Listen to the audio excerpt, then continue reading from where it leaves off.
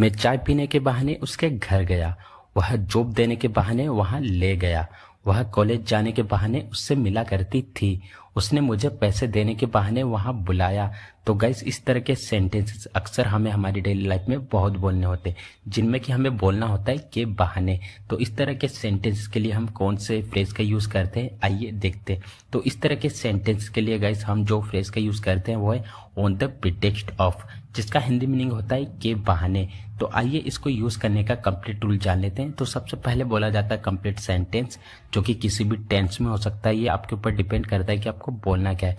फिर उसके बाद बोला जाता है ऑन द प्रिटेक्स्ट ऑफ, फिर उसके बाद बोला जाता है वर्ब में आईएनजी, फिर उसके बाद में ऑब्जेक्ट अगर है तो आइए यहाँ पे कुछ एग्जांपल्स लेते हैं ताकि इसे और बेटर तरीके से सीख सके।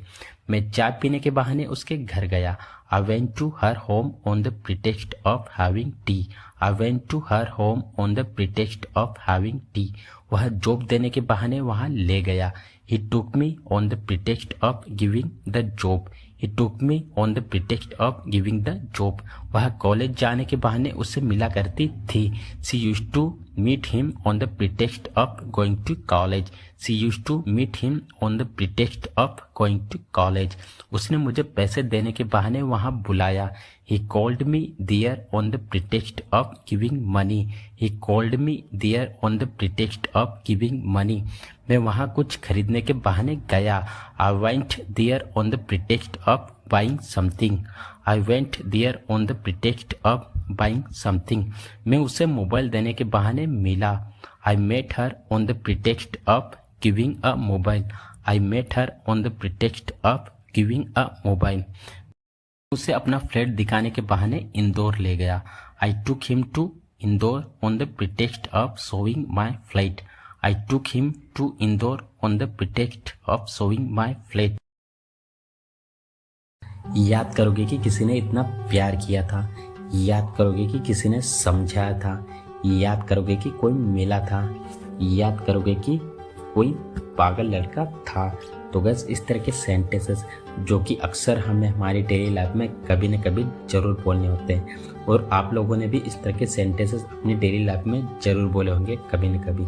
सो डोंट वरी गैस, आज की इस वीडियो में हम लोग सीखने वाले हैं कि इस तरह के सभी सेंटेंसेस को इंग्लिश में कैसे बोला जाता है। गैस बहुत ही कमाल का स्ट्रक्चर है जो कि स्पोकन इंग्लिश है बहुत उसका यूज़ किया जाता है। तो वो है you will miss that plus complete sentence. कैसे यहाँ पे कंप्लीट सेंटेंस आपका ऑल पास्ट टेंस में होगा, जैसे कि past simple, past continuous, past perfect, past state of being, past position.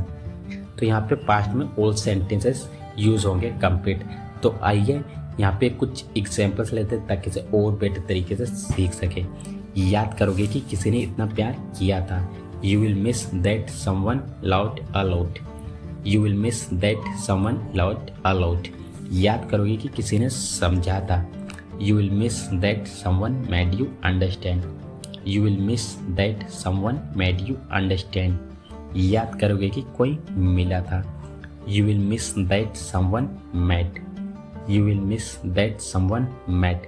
याद करोगे कि कोई पागल लड़का था, You will miss that there was a crazy boy, You will miss that there was a crazy boy। याद करोगे कि कोई इतना चाहता था, You will miss that someone used to like a lot, You will miss that someone used to like a lot।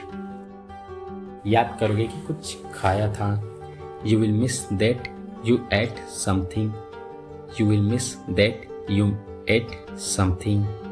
याद करोगे कि कोई आया था लाइफ में, You will miss that someone came in life, You will miss that someone came in life।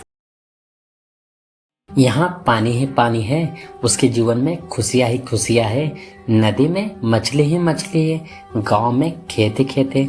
तो बस इस तरह के सेंटेंसेस जो कि अक्सर हमें हमारी डेली लाइफ में कभी न कभी ज़रूर बोलने होते हैं, और आप लोगों ने भी इस तरह के सेंटेंसेस अपनी डेली लाइफ में ज़रूर बोला होगा।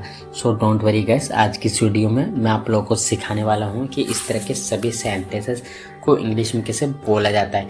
तो बस इस तरह के सभी सेंटेंसेस को इंग्लिश में बोलने के लिए जिस स्ट्रक्चर का यूज़ किया जाता है वो है there is oblique was plus nothing but plus object.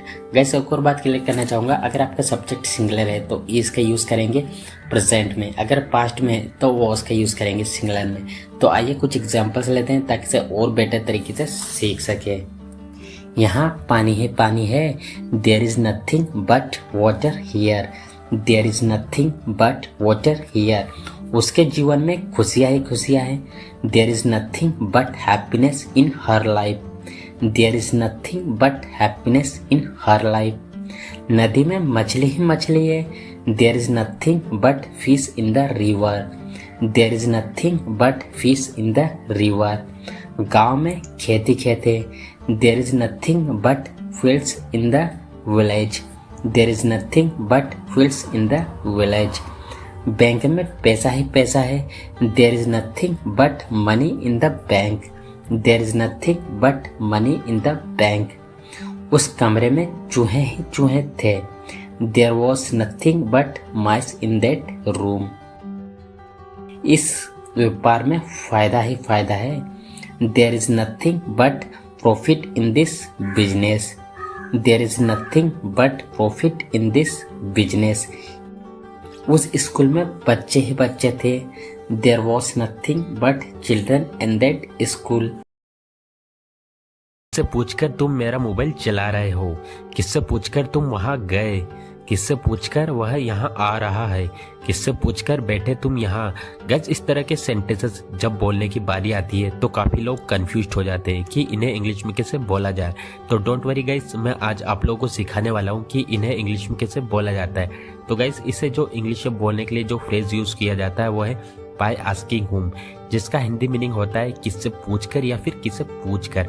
दोनों का एक ही मतलब होता है, बस कहने का फर्क होता है। तो चलिए इसको यूज करने का कंप्लीट रूल जान लेते हैं। तो सबसे पहले बोला जाता है बाय आस्किंग हुम, उसके बाद में हेल्पिंग वर्ब के बाद में सब्जेक्ट के बाद में मेन वर्ब के बाद में ऑब्जेक्ट, फिर उसके बाद में क्वेश्चन मार्क। तो चलिए गाइस यहाँ पे कुछ एग्जांपल्स लेते हैं ताकि इसे और बेटर तरीके से सीख सके। किससे पूछकर तुम मेरा मोबाइल चला रहे हो, by asking whom are you using my mobile. यहाँ यूजिंग की जगह आप ऑपरेटिंग का भी यूज कर सकते हो, दोनों का एक ही मतलब होता है। किससे पूछकर तुम वहां गए, by asking whom did you go there, by asking whom did you go there. किससे पूछकर वह यहाँ आ रहा है, by asking whom is he coming here, by asking whom is he coming here. किससे पूछकर बैठे तुम यहाँ, by asking whom did you sit here, by asking whom did you sit here. किससे पूछकर वह कक्षा में आया, by asking whom did he come to the class, by asking did he come to the class. किससे पूछकर तुमने पंखा चालू किया या चलाया, by asking whom did you switch on the fan, by asking did you switch on the fan. किससे पूछकर तुमने मेरा मोबाइल को हाथ लगाया, by asking whom did you touch my mobile, by asking whom did you touch my mobile. किससे पूछकर वह यहाँ आ रहा है, by asking whom is he coming here, by asking whom is he coming here. किससे पूछकर तुमने यह काम किया, bye asking whom did you do this work, bye asking whom did you do this work. तो गाइस आज के लिए बस इतना ही। अगर आपको वीडियो अच्छा लगा है तो वीडियो को लाइक करें, साथ ही साथ में चैनल को सब्सक्राइब करना ना भूलें। मिलते हैं ऐसे ही नेक्स्ट वीडियो में। Till then take care.